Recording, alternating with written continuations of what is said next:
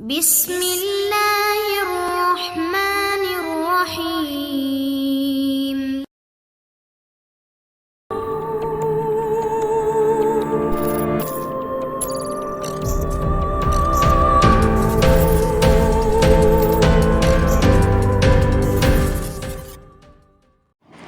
السلام علیکم دوستو، Imran series novel final game by Mazhar Kalim. اگر آپ نے ابھی تک ہمارے چینل جاسوسی دنیا کو سبسکرائب نہیں کیا تو سبسکرائب کریں اور بیل آئیکن پر کلک کیجیے۔ ہاں، اب یہی کرنا پڑے گا۔ ٹھیک ہے، میں ڈگلس کو کال کر کے اس سے نئی رہائش گاہ کا پتہ کرتا ہوں، تو پھر ہم وہیں چلتے ہیں اور پھر وہیں جا کر پلاننگ کریں گے کہ ہمیں کیا کرنا ہے، عمران نے کہا، اور پھر اس نے سامنے میز پر پڑے ہوئے فون کا ریسیور اٹھایا اور ڈگلس کا نمبر پریس کرنے لگا۔ تھوڑی ہی دیر میں اس کا ڈگلس سے رابطہ ہو گیا۔ عمران نے اس سے کوڈ ورڈ میں بات کی تھی۔ ڈگلس نے اسے خود پر اور اس کے ساتھیوں پر ہونے والی ٹارچ ایجنسی کی کارروائی کے بارے میں بتایا، تو عمران نے بے اختیار ہونٹ بھینچ لیے۔ ڈگلس کے کہنے کے مطابق اس نے ایک بار پھر ان سب کو نئے میک اپ کے ساتھ دوسری جگہ منتقل کر دیا تھا۔ نئی جگہ بھی شوالا کے نواب میں تھی۔ عمران نے اس سے پوچھا اور پھر اس نے فون بند کر دیا۔ تھوڑی ہی دیر بعد وہ ٹائیگر، جوزف اور جوانا کے ہمراہ ریڈ کارٹر کے ٹھکانے میں موجود ایک کار میں سوار شوالا کے نواح کی طرف اڑے جا رہے تھے، جہاں اس کے ساتھی موجود تھے۔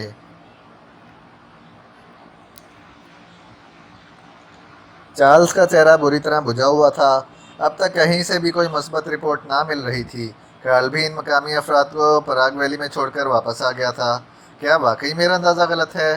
اگر ایسا ہے تو چیف تو مجھے کچا چبا جائے گا۔ چارلز نے اٹھ کر خیمے میں ادھر ادھر ٹہلتے ہوئے بڑبڑانا شروع کر دیا، لیکن پھر ٹہلتے ٹہلتے اچانک وہ ٹھٹک کر رک گیا۔ ایک لمحے کے لیے وہ اس طرح ساکت کھڑا رہا جیسے اچانک اسے کسی نے جادو کی چھڑی گھما کر مجسمے میں تبدیل کر دیا ہو، مگر دوسرے لمحے وہ ایک جھٹکے سے دوڑتا ہوا ٹرانسمیٹر کی طرف بڑھ گیا۔ اوہ اوہ، مجھ سے بڑی حماقت ہوئی ہے۔ اوہ، یہ عمران واقعی دنیا کا سب سے بڑا دھوکے باز ہے۔ کاش مجھے اس بات کا پہلے خیال آ جاتا۔ اوہ اوہ، چارلز نے جلدی سے ٹرانسمیٹر پر فریکوینسی ایڈجسٹ کرنے کی کوشش کرتے ہوئے کہا، لیکن دوسرے ہی لمحے وہ یکلخت چونک کر ایک بار پھر اچھلا اور پھر تیزی سے بھاگتا ہوا خیمے کے دروازے کی طرف بڑھ گیا، کیونکہ اس کے دونوں ماتحت خیمے سے باہر تھے۔ چارلز نے خود ہی انہیں باہر کھڑے ہونے کا کہا تھا۔ کارل، ادھر آؤ جلدی، دروازے پر پڑا پردہ ہٹا کر چارلز نے حلق کے بل چیختے ہوئے کہا۔ یس باس، باہر سے کارل کی بکھلائی ہوئی آواز سنائی دی، اور دوسرے لمحے کارل بکھلائے ہوئے انداز میں اندر داخل ہوا۔ کارل، چیف کہاں ہیں؟ چارلز نے تیز لہجے میں پوچھا۔ وہ تو شاید دارالحکومت چلے گئے ہیں، کارل نے جواب دیا۔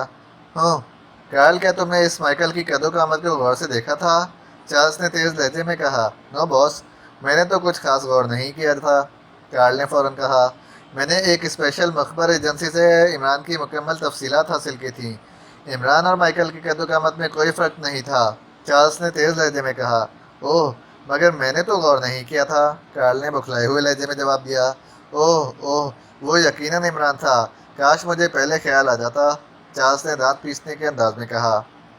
باس، ہو سکتا ہے کہ یہ آپ کا اندازہ ہو، میری راستے میں اس سے بات ہوئی تھی، لیکن وہ انتہائی معصوم اور بے ضرر سا آدمی تھا، کارل نے جھجکتے ہوئے لہجے میں کہا۔ وہ لوگ کس طرف گئے ہیں؟ تم نے انہیں کہاں چھوڑا تھا؟ جلدی بتاؤ، چارلز نے پوچھا۔ وہ پراگ ویلی کی طرف جانا چاہتے تھے باس، اور میں نے انہیں فرسٹ پوائنٹ چیک پوسٹ سے 1 میل پہلے چھوڑ دیا تھا۔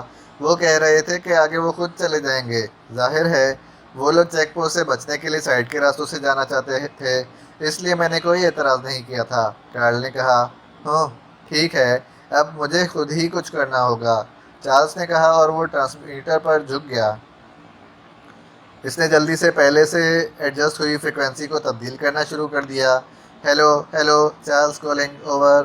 فریکوینسی ایڈجسٹ ہوتے ہی چارلز نے چیخنا شروع کر دیا۔ Yes, Harson attending from first point, over. چند لمحوں کے بعد دوسری طرف سے ایک مردانہ آواز سنائی دی۔ سنو ہارسن، کیا یہاں فرسٹ چیک پوسٹ کے پاس سے یا ارد گرد کے علاقے سے ایسے 4 افراد گزرے ہیں جن میں سے 2 مقامی ہیں اور 2 لمبے تڑنگے سیاہ فام؟ نو باس، ہم نے تو اس طرف سے ایسے کسی افراد کو آتے نہیں دیکھا، اوور۔ دوسری طرف سے ہارسن نے جواب دیا۔ ہاں، میں خود فرسٹ پوائنٹ پر آ رہا ہوں، اوور اینڈ آل، چارلز نے کہا، اور ٹرانسمیٹر آف کر کے وہ کارل کی طرف مڑ گیا۔ کارل تم مجھے فرسٹ پوائنٹ پر پہنچا کر یہاں واپس آ جانا، اور اگر کراٹ کی طرف سے کوئی اطلاع آئے تو تم مجھے فرسٹ پوائنٹ پر اطلاع دینا، سمجھ گئے؟ چارلز نے کارل سے مخاطب ہو کر کہا۔ یس باس، کارل نے سر جھکاتے ہوئے کہا اور چارلز سر ہلاتا ہوا باہر آ گیا۔ وہاں دوسرا ماتحت موجود تھا۔ چارلز نے اسے وہیں رکنے اور پوری طرح چوکنا رہنے کی تلقین کی اور پھر تیزی سے جیپ کی طرف بڑھ گیا۔ کارل نے ڈرائیونگ سیٹ سنبھالی اور دوسرے لمحے جیپ کافی تیز رفتاری سے پہاڑی راستوں پر چلتی ہوئی پراگ ویلی کی طرف بڑھنے لگی۔ چارلز پورے سفر کے دوران بالکل خاموش بیٹھا رہا۔ جب جیپ پراگ ویلی کے قریب پہنچی تو رات کے سائے گہرے ہو چکے تھے۔ فرسٹ چیک پوسٹ آبادی سے کچھ دور شمال کی طرف کراچ علاقے کی طرف جانے والے راستے پر تھا، اس لیے کارل جیپ کو پراگ ویلی کے سائڈ سے گزر کر فرسٹ پوائنٹ کی طرف بڑھتا چلا گیا۔ علاقے کے اختتام کے بعد ایک بار پھر خشک پہاڑی سلسلہ شروع ہو گیا، لیکن کچھ ہی دیر جانے کے بعد پہاڑی راستہ جیسے ہی دائیں طرف موڑ کے فوراً بعد راستے کی سائڈ پر پہاڑی کے دامن میں دو بڑے بڑے خیمے نصب دکھائی دیے۔ موڑ سے آگے راستے پر باقاعدہ لکڑی کا روڈ لگا کر راستہ بلاک کر دیا گیا تھا اور راستے کے دونوں اطراف میں 4 مسلح افراد فوجی وردی پہنے بڑے چوکنا انداز میں کھڑے تھے۔ خیموں کے ساتھ موجود ایک چھوٹے مگر تیز رفتار ہیلی کاپٹر کو کھڑا دیکھ کر چارلز چونک پڑا، کیونکہ یہ وہی ہیلی کاپٹر تھا جس سے چیف کرنل الیگزینڈر اس کے پاس آیا تھا۔ اس ہیلی کاپٹر کی یہاں موجودگی کا مطلب تھا کہ کرنل الیگزینڈر واپس آ چکا تھا۔ اس کے ہونٹ بھنج گئے۔ جیپ بڑے خیمے کے قریب جا کر جیسے ہی رکی، خیمے کا پردہ ہٹا اور کرنل الیگزینڈر 2 مسلح افراد کے ساتھ باہر آ گیا۔ چارلز کو جیپ سے اترتے ہوئے دیکھ کر وہ چونک پڑا۔ اوہ چارلز، تم اور یہاں؟ کیا ہوا؟ کیا پہاڑی پر سے چیکنگ ختم کر دی ہے؟ کرنل الیگزینڈر نے چونک کر پوچھا۔ نو چیف، میں آپ کو ایک اہم رپورٹ دینے آیا ہوں۔ آپ بے حد تجربہ کار اور سینئر آفیسر ہیں، اس لیے آپ کا مشورہ یقیناً میرے لیے بھی انتہائی اہم اور قابل قدر ہوگا۔ چارلز نے جان بوجھ کر الیگزینڈر کی تعریف کرتے ہوئے کہا۔ نتیجہ بالکل اس کی توقع کے عین مطابق نکلا۔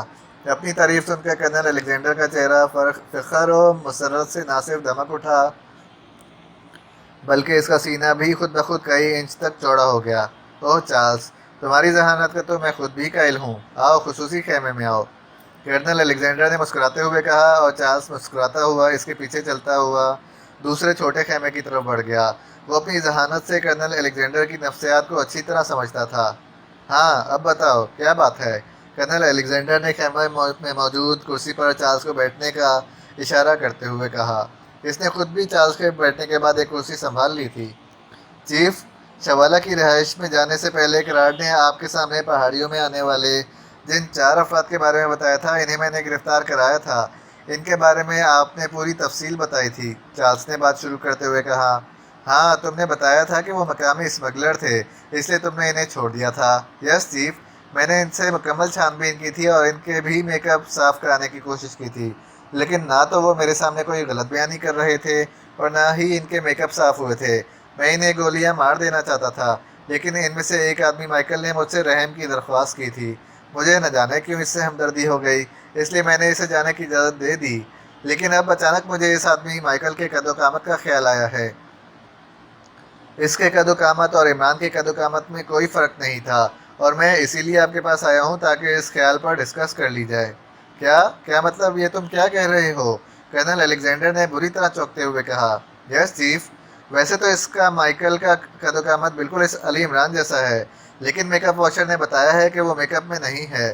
پھر میں نے تفصیلی انکوائری کی، لیکن اب اس کی قد و قامت نے مجھے الجھن میں ڈال دیا ہے، چارلز نے مزید تفصیل بتاتے ہوئے کہا۔ اوہ، تو کیا تمہیں شک ہے کہ وہ علی عمران ہی تھا؟ اب مجھے یقین ہوتا جا رہا ہے چیف کہ وہ علی عمران ہی تھا، اور اس نے مجھے واقعی زبردست ڈوز دیا ہے، چارلز نے ہونٹ چباتے ہوئے کہا تو کرنل الیگزینڈر نے بھی ہونٹ بھینچ لیے۔ عمران واقعی ایک شیطانی روح ہے، وہ ایسے میک اپ بھی کر سکتا ہے جو دنیا کے کسی کیمیکل سے صاف نہ ہو، بلکہ سادہ اور نمک ملے پانی سے صاف ہو سکیں۔ اب وہ نہ جانے کہاں سے نکل گئے ہوں گے۔ یس باس، مجھے بھی یہی خدشہ ہے، چارلز نے چونکتے ہوئے کہا۔ تو پھر اب کیا کیا جائے؟ بولو، کوئی آئیڈیا ہے تمہارے پاس اس مائیکل تک پہنچنے کا؟ کرنل الیگزینڈر نے کہا۔ چیف، اگر یہ مائیکل یا وہ سیاح واقعی پاک ایشیا سیکرٹ سروس سے متعلق ہیں تو ان کا مشن بہرحال کوبرا میزائل فیکٹری کے خلاف ہی ہوگا۔ اگر ہم کوبرا میزائل فیکٹری کے ارد گرد کے علاقہ کا اس طرح محاصرہ کر لیں کہ کسی کو اس کا علم نہ ہو سکے تو پھر ہم لازماً انہیں گرفتار کر سکتے ہیں۔ कोबरा मिसाइल फैक्ट्री के ऊपर अड्डा है और इसके ऊपर निगरानी चौकी है। इन दोनों जगहों से भी इन्हें चेक किया जा सकता है। इसके अलावा इस अड्डे के गिर्द चारों तरफ भी अपने आदमी तैनात कर सकते हैं। चार्ल्स ने कहा, हाँ, तुम्हारी तजवीज़ बिल्कुल दुरुस्त है। वाकई असल टारगेट की हिफाजत ज़्यादा ज़रूरी है। ऐसा ना हो कि हम यहाँ और इधर पहाड़ियों में इनके इंतज़ार में बैठे रहें और वो किसी भी रूप में यहाँ पहुँचकर लेबॉर्ट्री को ही उड़ा दें। अगर वाकई इन्होंने कोबरा मिसाइल फैक्ट्री को नुकसान पहुँचा दिया तो वज़ीर आज़म साहब हम दोनों को कच्चा चबा जाएंगे। कर्नल अलेक्जेंडर ने सर हिलाते हुए कहा, तो ठीक है, मैं अपने ग्रुप को इन पहाड़ियों से वापस तलब कर लेता हूँ और इन्हें इन कोबरा मिसाइल फैक्ट्री के गिर्द फैला देता हूँ। आपके मज़ीद ग्रुप यहाँ नाकाबंदी किए हुए हैं।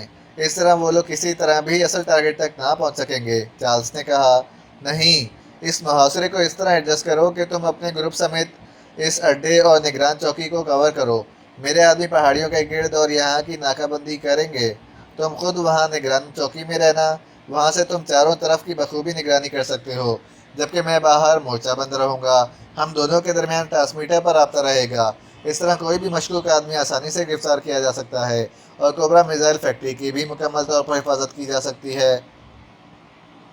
कर्नल अलेक्जेंडर ने फ़ौरन ही फैसलाकुन लहजे में कहा, इसका मकसद ये था कि इमरान और इसके साथियों को वो खुद गिरफ्तार कर ले, इसलिए बैरूनी निगरानी का चार्ज इसने अपने पास रखा था। ठीक है चीफ, आपका ये फैसला बेहद दानिशमंदाना है। चार्ल्स ने कहा, ओके, फिर आओ, इसके मुताबिक फौरी तौर पर अमल दरामद शुरू कर दिया जाए। कर्नल अलेक्जेंडर ने मुस्कुराते हुए कहा और उठकर खेमे से बाहर की तरफ चल पड़ा। चार्ल्स भी सर हिलाता हुआ इसके हुक्म में चल पड़ा। ये एक छोटा कमरा था जिसे दफ्तरी अंदाज में सजाया गया था। दरमियान में एक खूबसूरत मेज़ बिछी हुई थी और इस मेज़ के पीछे एक रिवॉल्विंग चेयर पर एक लंबे कद और भारी जिस्म का आदमी बैठा हुआ था। ये मिकार्नो था, कोबरा मिसाइल फैक्ट्री का चीफ सिक्योरिटी ऑफिसर और एक लिहाज से मुकम्मल इंचार्ज। ये फैक्ट्री मुकम्मल तौर पर ज़ेर ज़मीन बनाई गई थी। इसका एरिया ज़्यादा वसी नहीं था। जिस जगह फैक्ट्री बनाई जा रही थी ये चूँकि पहाड़ी इलाका था, इसलिए पहाड़ियों के अंदर ज़्यादा वसी रकबे की गुंजाइश ना हो सकती थी। अलबत्ता ऊपर ट्रांगा क्लब की एक मंजिला लेकिन फैली हुई इमारत बनाई गई थी। शवाला में मादनियात निकालने और इसे साफ़ करने का काम होता था, इसलिए यहाँ इन फैक्ट्रियों में काम करने वाले मज़दूरों से लेकर ऑफिसर तक सब लोग हर वक्त वहाँ मौजूद रहते थे और इन लोगों से ये क्लब हर वक्त आबाद रहता था, क्योंकि ये इस कस्बे के गिर्द का वसी इलाके का वाहिद क्लब था। इसके साथ साथ इस क्लब में हर तरह की तफरीह के मौक़े मुहैया किए गए थे, इसलिए यहाँ खासा रश रहता था। मिकार्नो इस क्लब का मैनेजर भी था और बज़ाहिर मालिक भी। क्लब के मैनेजर और मालिक के तौर पर इसे लॉर्ड कहा जाता था। इसका असल नाम नहीं लिया जाता था। अलबत्ता फैक्ट्री की हद तक वो अपना नाम मिकार्नो इस्तेमाल करता था, लेकिन ये किसी को भी मालूम नहीं था कि मिकार्नो और लॉर्ड दोनों एक ही शख्सियत के नाम हैं। मिकार्नो ने क्लब में अपना दबाव कायम रखने और क्लब के साथ फैक्ट्री की हिफाजत के लिए बाकायदा हुकूमत से कहकर ब्लैक स्काई एजेंसी से मुआहदा किया हुआ था। इसकी हिदायत पर ब्लैक स्काई एजेंसी के एजेंट आम एजेंटों की तरह रहने की बजाय मुसल्लह गुंडों और बदमाशों की तरह खासी तादाद में हर वक्त मौजूद रहते थे। ये चूँकि इंतहाई सफाक लोग थे और किसी का कोई लिहाज ना करते थे, इसलिए ट्रांगा क्लब में कोई गलत हरकत करना तो एक तरफ, गलत बात करने की जुर्रत ना करता था, वरना इसकी लाश तक गायब कर दी जाती थी। यही वजह थी कि फैक्ट्रियों के कारकुन, जो कि मजदूर पेशा होने की वजह से हर वक्त लड़ने भिड़ने के लिए तैयार रहते थे, क्लब में दाखिल होते ही भेड़ें बन जाते थे। क्लब के अंदर मिकार्नो ने इंटरकॉम का सिस्टम रखा हुआ था, जबकि बाहर से ट्रांसमीटर के ज़रिए रब्ता रखा जाता था, क्योंकि यहाँ फ़ोन की सहूलत मौजूद नहीं थी। इस वक्त मिकार्नो बतौर लॉर्ड अपने ऑफिस में मौजूद था कि सामने रखे हुए ट्रांसमीटर से कॉल आना शुरू हो गई। मिकार्नो ने जल्दी से ट्रांसमीटर का बटन ऑन कर दिया। Hello hello, Morris calling, chief of black sky, over. Transmitter on होते ही एक मर्दाना आवाज़ सुनाई दी। Yes मिकार्नो, attending you, over. मिकार्नो ने तेज़ लहजे में कहा, लॉर्ड मिकार्नो, जिन लोगों को टॉर्च एजेंसी के अफराद ने नवाही इलाके में चेक किया था, इनसे मिलने टॉर्च एजेंसी का चीफ अलेक्जेंडर खुद आया था। इसने इनसे पूछगछ की है और इनके मेकअप भी साफ़ किए हैं, लेकिन ना तो इनसे कुछ पता चला है और ना ही इनके मेकअप साफ़ हुए हैं। चीफ अलेक्जेंडर ने इन्हें क्लियर कर दिया है, ओवर। ये कैसे हो सकता है? चीफ अलेक्जेंडर इन्हें क्लियर कैसे कर सकता है? क्या इनकी तादाद से चीफ अलेक्जेंडर को पता नहीं चला कि ये इन्हीं अफराद का ग्रुप है? कुछ समझ में नहीं आ रहा है कि आखिर ये सब हो क्या रहा है। ओवर। मेरा एक आदमी इनकी निगरानी कर रहा था, इसके पास एक साइंसी आला भी था, इसने इनकी बातें भी सुनी थी। इसके कहने के मुताबिक वो एशियाई ज़बान में भी बात कर रहे थे। इसकी आवाज़ें इसे साफ सुनाई ना दे रही थीं। फिर न जाने इसे क्या हुआ, मेरा इससे राब्ता ख़त्म हो गया और वो आला भी बंद हो गया। मॉरिस ने कहा, जो भी है, अगर चीफ अलेक्जेंडर ने इन्हें क्लियर कर दिया है तो इसके पीछे यकीनन कोई वजह होगी, वरना मैं कर्नल अलेक्जेंडर को बखूबी जानता हूँ। वो तो मामूली से शक पर गोली मार देने का आदी है। इन लोगों को इस तरह जिंदा छोड़ देना अजब सी बात है। या हो सकता है कि इन्होंने इस बात का कर्नल अलेक्जेंडर को प्रूफ दे दिया हो कि वो वाकई सयाह हैं। बहरहाल जो भी है, अभी तुम इन्हें ना छेड़ो, तुम इनकी निगरानी करते रहो। अगर कोई ख़ास बात हो तो मुझे कॉल कर लेना। और हाँ, इस बात का ख्याल रखना इन्हें निगरानी का इल्म नहीं होना चाहिए। ओवर। मिकार्नो ने कहा, अगर तुम कहो तो क्यों ना इन सब का खात्मा कर दिया जाए। ओवर। मॉरिस ने कहा, ओ नहीं, अगर तुमने ऐसा किया तो इसका मतलब इन्हें ये कंफर्म कराना है कि इनका टारगेट वाकई शवाला में ही है। ओवर। मिकार्नो ने उसीले लहजे में कहा, ये जिंदा बचेंगे तो कंफर्म होंगे। इस कोठी को भी मिसाइलों से उड़ाया जा सकता है। ओवर।